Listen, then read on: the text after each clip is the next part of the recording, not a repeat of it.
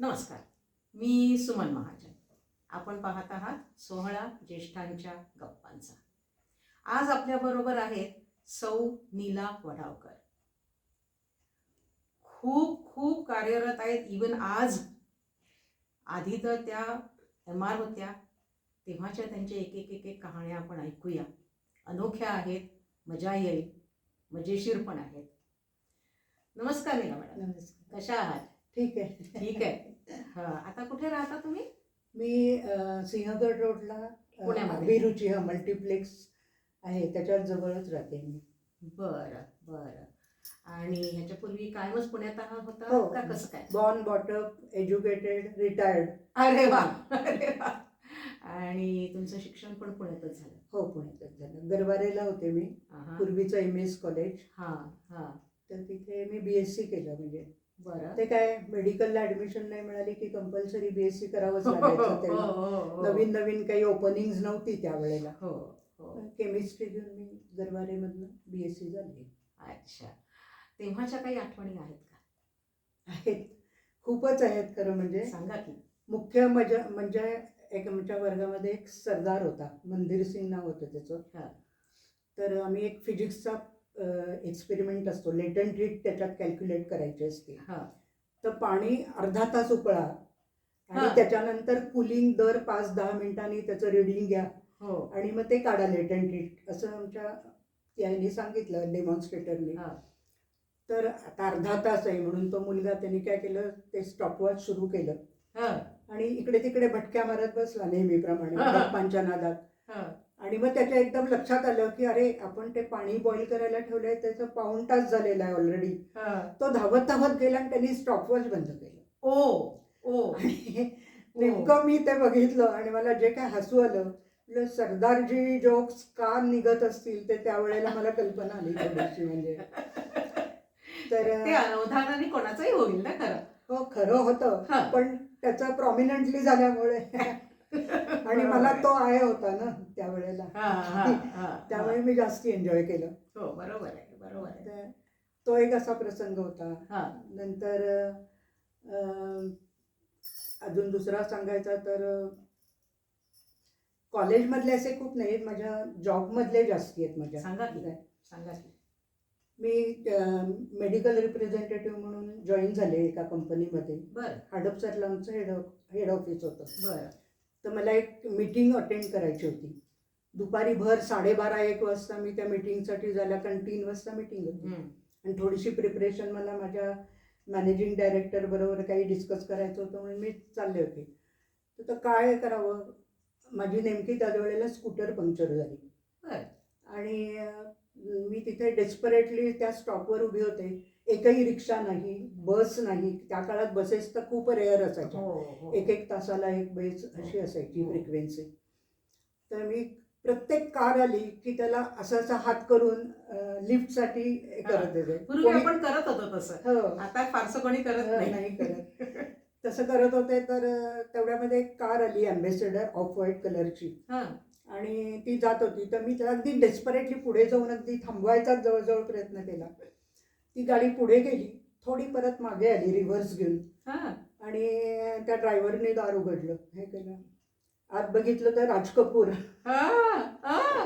म्हणजे एका सेलिब्रिटीने मला त्यावेळेला लिफ्ट दिली, हे माझ्या अगदी म्हणजे लक्षात राहण्यासारखं. ते बैठो बेटी असं ते म्हणाले मला, कारण मी त्यावेळेला 22-23 वर्षाची होते. बसले मी, पण मला इतकी भीती पण वाटत होती एक मनामध्ये आणि प्रेशर आलं एकदम की आपण एवढ्या माणसाकडनं लिफ्ट घेतोय वगैरे असं. मग मी अगदी कोपऱ्यात जितकं सरकता येईल तितकं सरकून अगदी अशी चोरून बसले त्या अंग. तर उतरताना मी म्हटलं, थँक्यू मिस्टर राज कपूर. तर अच्छा, तूने मुझे पहचाना इसका मतलब, कारण तो दारू पित होता. त्यामुळे मला जरा त्यामुळे टेन्शन आलं खरं. तर तूने मुझे पहचाना. तर मी म्हटलं, हाँ, आपको कौन नहीं पहचानता है, मैं तो आपकी फैन भी हूँ, आपके बहुत पिक्चर्स मैंने देखे हुए हैं. तो ते बोले, अच्छा, लेकिन तू पहली लड़की है कि सेलिब्रिटी के साथ ट्रैवल करते हुए एक वर्ड भी तूने अटर नहीं किया. तर मी जरा थोडीशी लाजले आणि उतरले.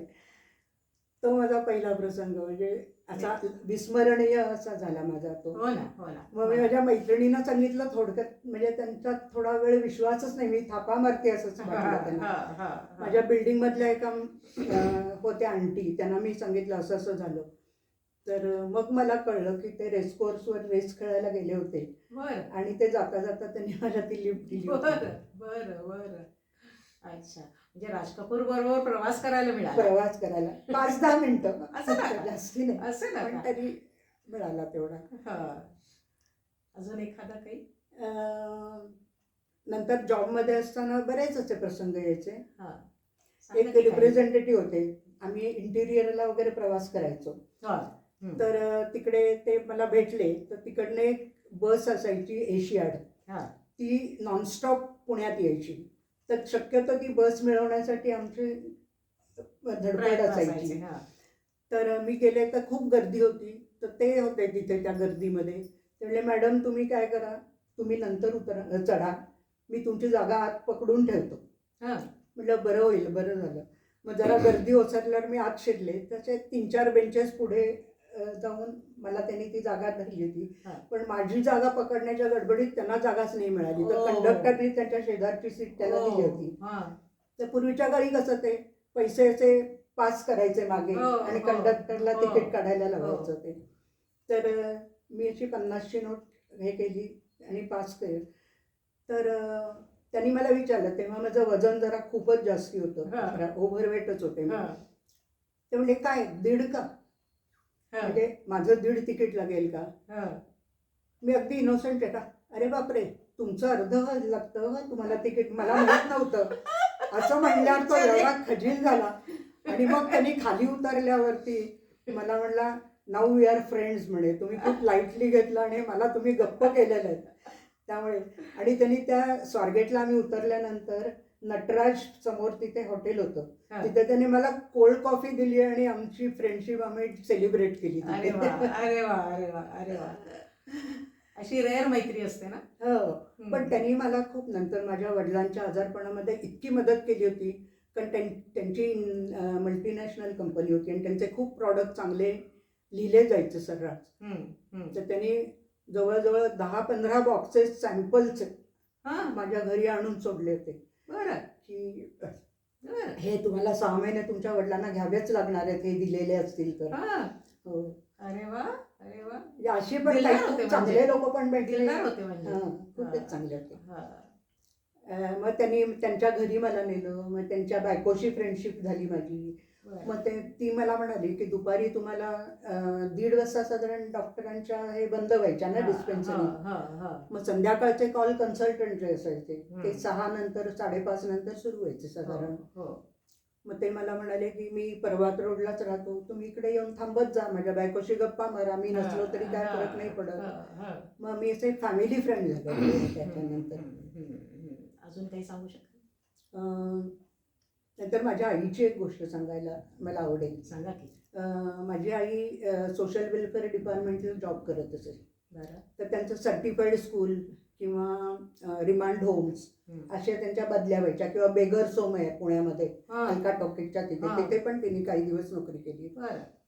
तर ती जेव्हा मुंडव्याला होती तिथे एक सुपरिटेंडेंट होत्या, तर त्यांचे मिस्टर विसापूरच्या जेलला म्हणजे रिमांड होमला हा. तिथे ते पण हेड होते तिथले. हा. तर ते मोटरसायकल, विसापूर काय फार लांब नाही पुण्यापासून, त्यामुळे हम्म. तिकडनं ते मोटरसायकलवर वगैरे यायचे. हा. तर मोटरसायकलवरती कपड्याची बॅग ठेवायला जागा नसायची. हो, हो. कुठे ठेवायची प्रश्न असायचा. तर ते काय तिकडनं आले, शनिवार रविवार वगैरे यायचे ते. तर त्या दिवशी शनिवार होता, त्यांना अचानक एकदम असं घाबरल्यासारखं झालं आणि खूप घाम सुटला त्यांना. हा. घाम सुटल्यानंतर सगळ्यांना वाटलं काय ह्यांना हार्ट अटॅक आलाय का काय. मग डॉक्टरना बोलवलं, डॉक्टर आले लगेच, कारण ते असतातच रिमांड होमला अटॅच डॉक्टर असतात सगळे. तर ते आले, ते म्हणजे आधी त्यांचे कपडे सैल करा. त्या मिसेसनी त्यांचं बटणं उघडायला सुरुवात केली. एका शर्टमध्ये दुसरा शर्ट, तिसरा शर्ट, चौथा शर्ट, असे एकावर एक त्यांनी 8 शर्ट घातले होते. ते म्हणले म्हणजे मग काय, मला काही कपडे इकडे पुण्यातच ठेवायचे होते, तर बॅग नको घ्यायला म्हणून म्हणे मी असं केलं. अरे बापरे. पण त्यांना घाम आधी फुटला होता, पण ते आर्ट शर्ट अंगावर बघून सगळ्या स्टाफला घाम फुटला होता मात्र. तर ती आईने मला गोष्ट सांगितली होती की असं असं झालं आज म्हणे आमच्या बाबतीमध्ये. मग तुमच्या नोकरीतले अजून काही अनुभव सांगा ना. आता नोकरीतलं म्हणजे एक तर हे सांगितलं. हा. नंतर एक डॉक्टर होते, TB हॉस्पिटलला ते अटॅच होते. हा. माझ्या कंपनीचे 5 प्रॉडक्ट होते की ते तिथे प्रिस्क्राईब करायचे लोक. पण मी 3 महिने ओळीने कॉल करून ह्या माणसाने माझा एकही प्रॉडक्ट लिहिला नव्हता. तर मी त्यांना विचारलं, डॉक्टर साहेब काही तुम्हाला प्रॉडक्ट आवडले नाही का, काय झालं? नाही म्हणे, माझा रिप्रेझेंटेटिव्हवर विश्वास नाही आहे. म्हणजे तुम्ही काय आज एका कंपनीत असता, उद्या एका दुसऱ्या कंपनीत, मी आता तुमचं प्रॉडक्ट लिहायला लागलं की तुम्ही दुसऱ्या कंपनी बदलता, असं सगळं. तर मी म्हटलं की हो का? म्हणे 12 व्हिजिट झाल्याशिवाय मी त्या रिप्रेझेंटेटिव्हचं कुठलंही प्रॉडक्ट लिहित नाही असं म्हटले. तर ठीक आहे, माझ्या 3 तर ऑलरेडी झाल्या होत्या. मग मी काय केलं, दर आठवड्याला त्याचा कॉल करायला सुरुवात केली की मग त्यांनी मला 3-4 वेळा हे झाल्यानंतर ते अनइझी झाले. ते मला म्हटलं, तू अशी दर आठवड्याला माझ्याकडे का येतेस? म्हटलं, मला तुमचं टार्गेट कम्प्लीट करायचं आहे 12चं, आणि ते जितकं लवकर होईल तेवढं तुम्ही लवकर माझं प्रॉडक्ट हातात घेणार आहात. तर ते म्हणे असं असतं का? म्हटलं, तुम्ही मला टाइम लिमिट सांगितलेली नव्हती. तुम्ही म्हटला 12 व्हिजिट्स, त्या मेंटेन करायला मी महिन्यातनं 4 व्हिजिट्स, पहिल्या 3 झालेल्याच आहेत. आता पुढच्या महिन्यात माझं टार्गेट संपणार, म्हणजे मला पुढच्या महिन्यापासून तुमची प्रिस्क्रिप्शन मिळायला लागते. तेवढे बाई ठीक आहे, मानलं, तू येऊ नको दर आठवड्याला, माझा वेळ खाऊ नको. मी तुझं प्रॉडक्ट 2-3 प्रॉडक्टची नावं त्यांनी सांगितली. एक माल्ट प्रिपरेशन होतं, एक अँटीबायोटिक होतं, ते मी लिहितो तुझं, पण तू येऊ नको दर आठवड्याला असं म्हणाले. तुमचं तुम्ही ध्येय केलं. हो.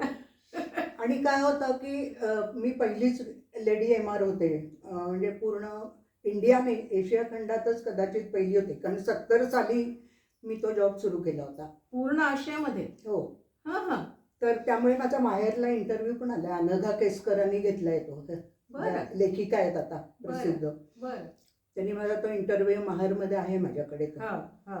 तर त्यामुळे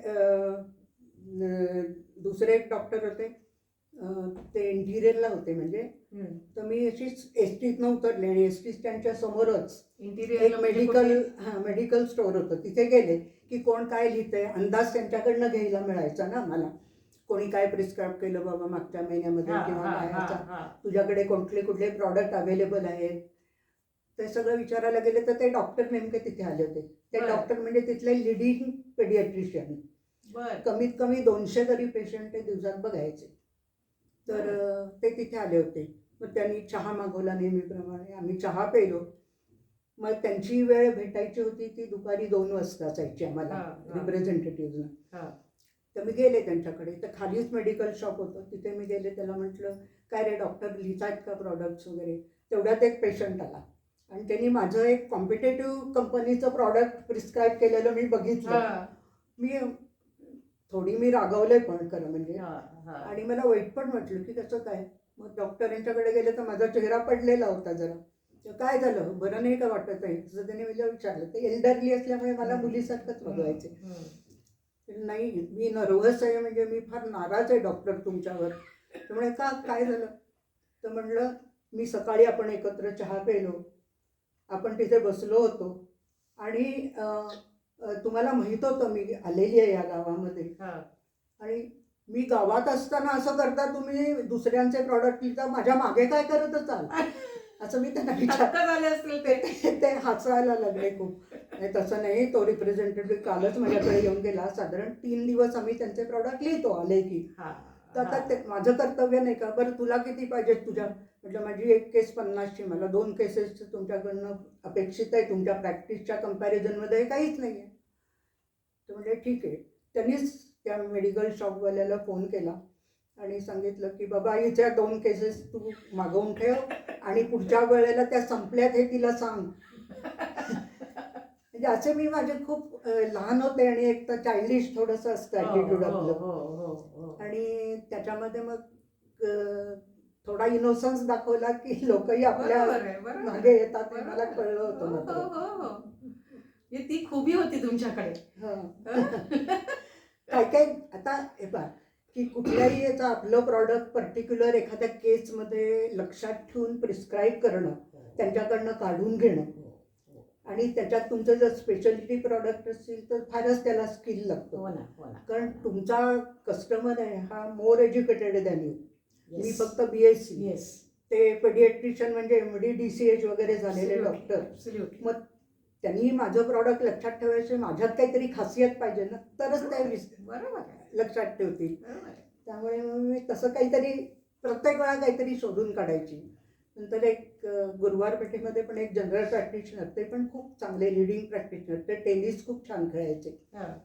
तर एकदा मी काहीतरी त्यांच्याकडे गेले आणि काहीतरी मी अशी पण म्हणतो म्हणजे शाब्दिक कोटी तशी काहीतरी मी केली. तर अरे वा वा असं काय म्हटलंय. बघा मधुकर टिल्लू तुम्हाला माहिती आहे? माहिती आहे. ते एकपात्री प्रयोग करतात, प्रसंग लहान विनोद महान. तर त्यांचीच मी चेला आहे मी, म्हणजे त्यामुळे थोडंसं त्यांच्याकडनं काहीतरी माझ्यामध्ये उतरलं असेल. ठीक आहे, ते व्हिज्युअल वगैरे काढू नकोस, ते काय आम्ही म्हणे घिसपीठ ऐकून कंटाळलोय. मग काय करायचं म्हणे, तू प्रत्येक वेळा आलीस की मला एक जोक सांगायचा आणि जोक सांगितला तर तो जितका आवडेल तितकी तुला प्रिस्क्रिप्शन जास्ती मिळते. अरे वा. त्यामुळे मी त्यांचा कॉल महिन्यातनं एकदाच असायचा.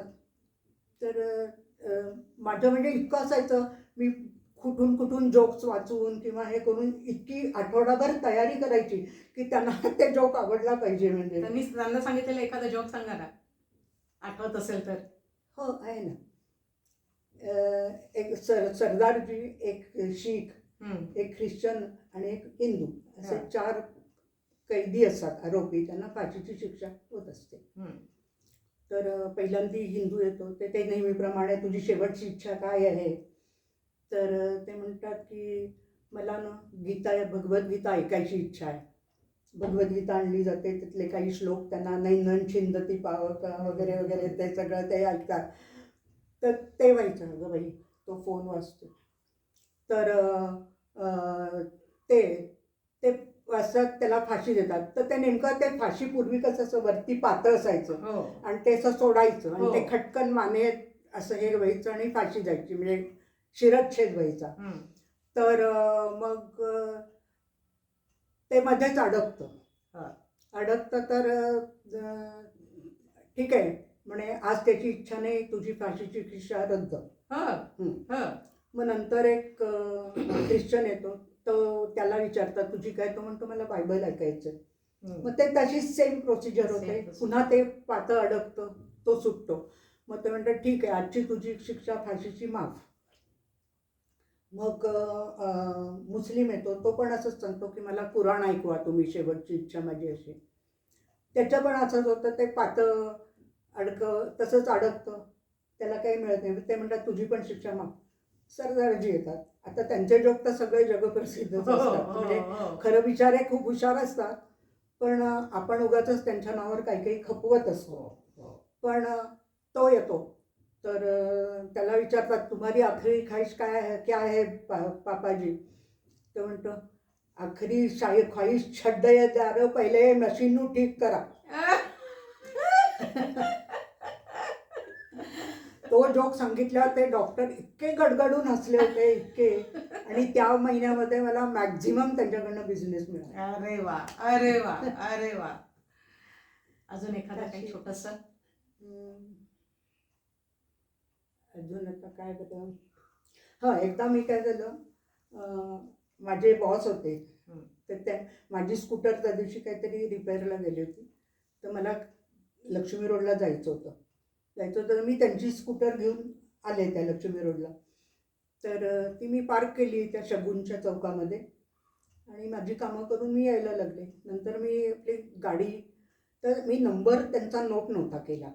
गाडी लावली मी खरी, पण माझ्या लक्षात नव्हता त्यांचा नंबर काय आहे. तर मी गेले, निळी गाडी आहे एवढं लक्षात होतं. मी निळी गाडी घेतली, त्याला मी आपलं किल्ली लावायला गेले, लावते, उघडे ना, हँडल लावून उघडत नाही आहे. एक गृहस्थ असं येऊन उभे राहिले माझ्या तिथे आणि ते म्हणले, काय झालं? म्हटलं काय बघा ना, माझं हँडल लॉकच उघडत नाही हो, मी किती प्रयत्न करेन. तुम्ही नाहीच उघडणार कारण ती माझी स्कूटर आहे. तर मी म्हटलं हो का, अरे बापरे. मग 2-3 स्कूटर सोडून ती स्कूटर मी ठेवली होती ती दिसली मला. अरे बापरे, हा माझी तिथे. काय मॅडम, तुम्हाला नंबर वगैरे तुमच्या स्कूटरचा माहीत नाही आहे का? म्हटलं खरं म्हणजे मी माझी स्कूटर आणली नाही, माझ्या बॉसची आणली आणि त्याच्यामुळे नोटीस करायचा नंबर माझ्या काही लक्षात आलं नाही.